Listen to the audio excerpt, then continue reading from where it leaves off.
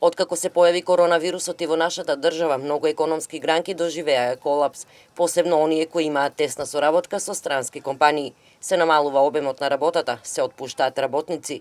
Дел од работниците кои остануваат на работа или заболуваат, или се потенцијални носители на вирусот и треба да се во самоизолација.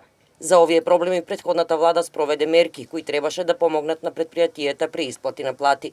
Сепак, дел од работодавачите ги злоупотребија мерките и ги задржуваа парите за себе. Ангел Димитров, председател на Организацијата на работодавачи и собственик на текстилна конфекција во Свети Николе, истакна дека од страна на владата не биле конкретизирани уредбите поврзани со тие мерки и дека не е добро што сите работодавачи се ставаат во ист кош, и оние што ги исплатиле и оние што не ги исплатиле платите на работниците. Ќе се оправиме, ќе тргне како што треба. Никаде нема стриктен член, одредба во која вели дека работодавачот мора да исплати платата. Работодавачот мора да поднесе барање и да поднесе МП и да ги одбележи работниците. И потоа има казни за оние кои немале 30% пад на продуктивноста, кои ги намали број на работниците. Никаде нема казна за оние што не ја исплати платата. Чи пак ќе кажам, јас не велам дека треба да не ги исплаќат, но уредбите мора да ги донесеме многу попрецизно, да секому му биде јасно дека тие пари се наменети за работниците, а не за работодавачот.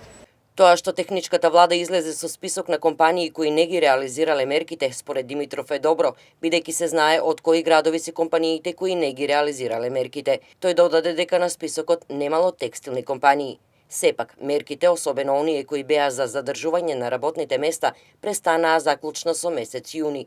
Од 1 јули веќе нема никакви мерки, а помош им е потребна на предпријатијата. Немирот на собствениците на текстилните предпријатија е се поголем, бидејќи доаѓа есен, промена на сезона, проблем карактеристичен и во другите години, а годинава ќе е поголем поради падот на побарувачката на текстилни производи и потрошувачката од најголеми партнери, на прво место Германија. Минимум што владата треба да обезбеди е исплата на трошоците за вработените кои седат дома, без разлика по кој основ, и во случај ако фирмата има потешкоти во снабдување со работа, наместо да ги отпушти работниците, да ги скрати работно време со 4 часа, а остатоците од 4 часа да ги плати државата. На тој начин, наместо да добиеме невработени луѓе и наместо државата да има нови социјални случаи кои ќе ги плаќа, подобро е одреден период да ги исплаќа тие 4 часа, но работниците да ги задржат своите работни места. Тоа го прават во Германија и во некои други држави, мислам дека е неопходно и кај нас да се направи.